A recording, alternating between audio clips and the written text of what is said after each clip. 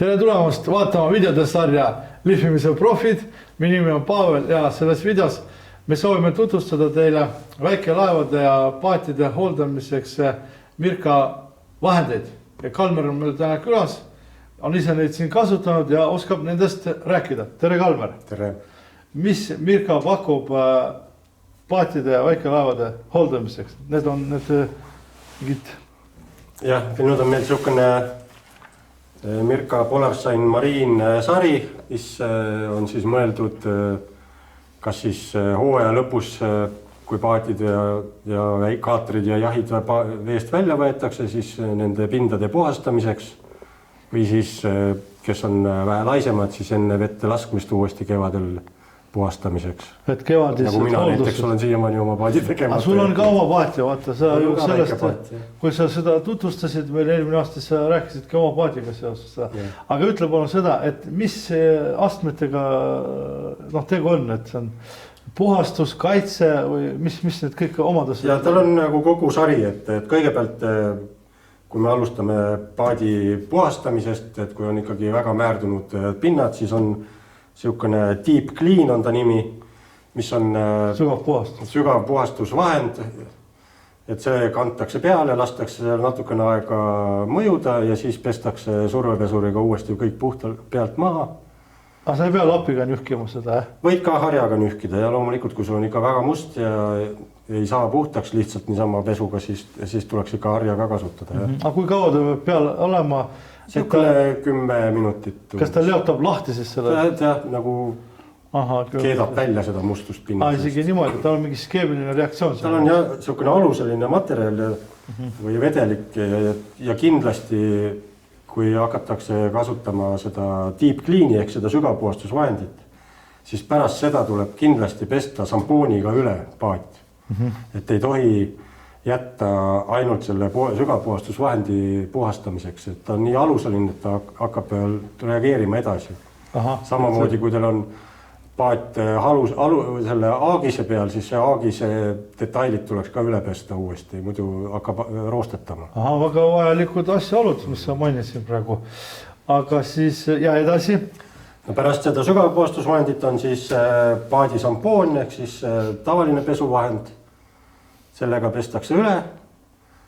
Kui on paat puhas, siis on olemas ka veel niisugune kaitsekiht, mis pannakse peale, et see paadi pind uuesti siis seda mustust nii lihtsasti külge ei võtaks.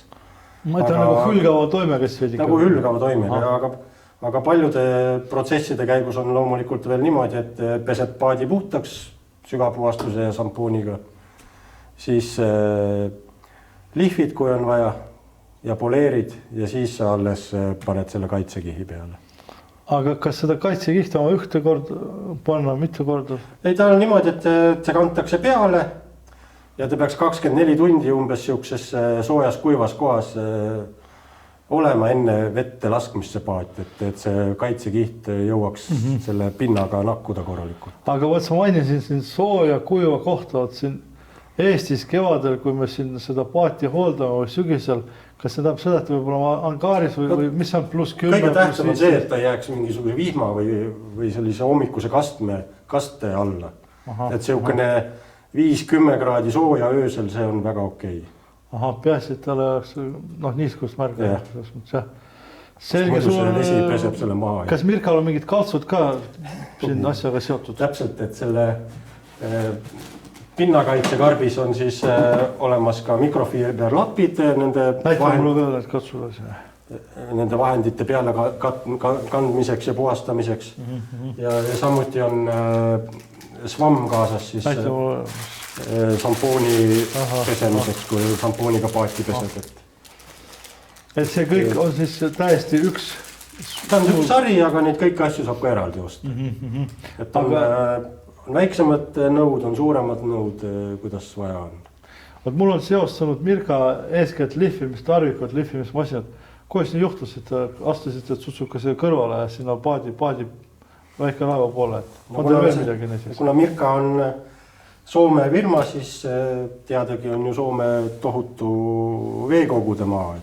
Peab iga mehel oma väike paat. Ja seal on võimalus lihtsalt natukene raha teenida, et see tänu sellele tuli ka see paadisari või see mariinsari välja. Et nõudlus tekitas nõudlus on olemas, täpselt.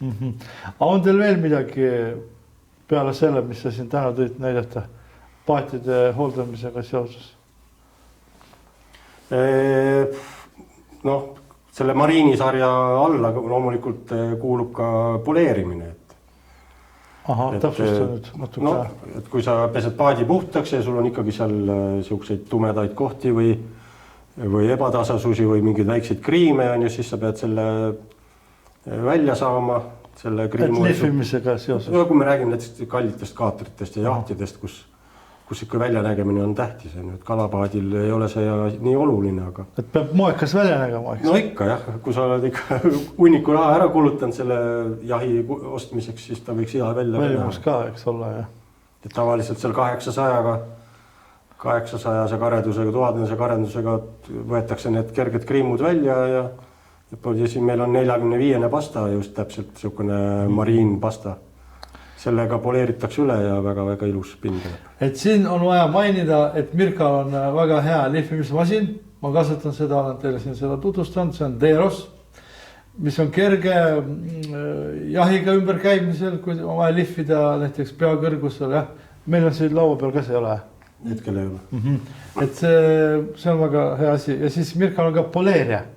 Ikka. Ja minu arust Mirkal tuli välja ka poleeria, mis on akuga, on nii? On, aga nendel on tallad on väiksemad, et nad ei ole nüüd paatide jaoks otseselt mõeldud, aga saab ka kasutada. Saab kasutada, jah. Aga muidu mõeldakse poleerimise all ka lihtsalt, et nühid siis peale seda, kui sa oled 800 karedusega ära teinud, sa lihtsalt nühid sulle siis lapi ja pastaga või kuidas? Ei, see niimoodi ei toimu, et see pasta peab ikka tööle hakkama, siis peab olema sul poleerija ja pööratud villapadi, mis on hästi agressiivne ja 45 pasta on ka niisugune suhteliselt jäme, et see teeb selle pinna ilusti siledaks ja läikivaks tagasi. Selge. Ja pärast poleerimist siis on see final finish, niisugune puhastusvahend. Sellega võetakse kõik need poleerimisjäägid pinna pealt maha ja alles siis läheb siis lõplik kaitsevahend peale. Et seda kaitsevahendit otse pärast poleerimist ei ole mõtet panna, et see pasta rasv ja kõik need jäägid on seal pinna peal ja siis ta ei anna seda efekti. Et see, mida te kuulete, on asjatundlik jutt, mees ise kasutab ja kui teil on küsimusi, siis tegelikult saab Kalmeriga otse suhelda, on mul õigus? Igal juhul. Et me jätame sinu kontakti siis video alla ja kui kellelgi on vaja üksik asju vaja teada, kus seda kõike saab soetada või täpsustada, kuidas kasutada, siis Kalmeri käest võib küsida ja kui koguneb küsimusi, mis vajavad eraldi jälle kogunemist, rääkimist, siis me teeme sellest eraldi video ja võib-olla meil õnnestub ka näidata, kuidas see kõik välja näeb füüsiliselt, et selles videote sarjas lihvimise profid me teeme ka ruumi väikepaatide, no nende väikelaevade ja paatide hooldamise jaoks. Nii et jälgige mängu, soovime midagi lisada. Head kala õnne. Ja sealhulgas või paadi nende jahireise, eks. Et sellised lood, järgmised videod, järgmised teevad. Head aega. Head aega.